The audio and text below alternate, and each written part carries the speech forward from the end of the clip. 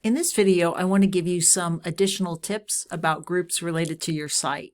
So I'm in a development course of Anne's. When she goes to grades, she has this drop down, and she can choose to look at either the whole grade book, all the participants, or a specific group. So how did she get this drop down? Going back to the main page, go under the gear and go to Settings. Here, under Groups, it defaults to no groups, but change your group mode to separate groups, hit Save and Display, and that way, within your gradebook and within any activity, you have the option to separate by group.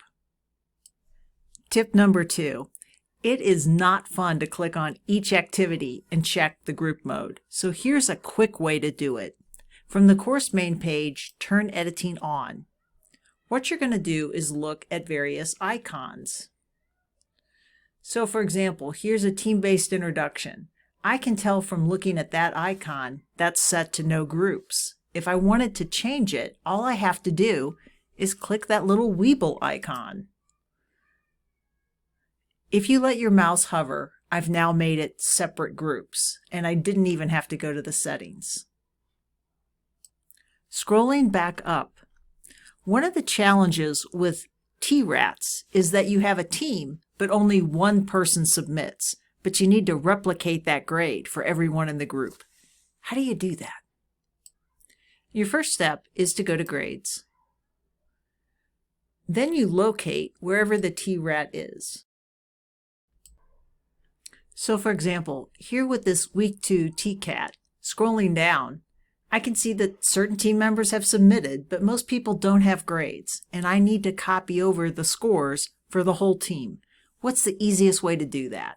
What I'm going to recommend is once you locate the item within the gradebook, click the pencil icon. What that's going to do is take you to that item, and here's everyone's grades.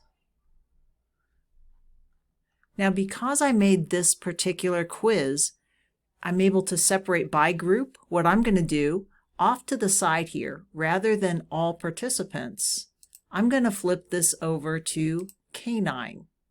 So right now I'm looking only at the members of the K9 group. Here's the person who has submitted, and that's their score. So how do I enter that for everyone? Down here at the bottom is Perform Bulk Insert. That's not very meaningful, but it's a handy tool, and what it means is if there's no grade listed, I'd like you to input this number. So in this case, if everyone contributed to that team sport and I want to give them credit, I'm just going to enter 11.76 because that's what the student who submitted, that was their grade. I want to replicate it.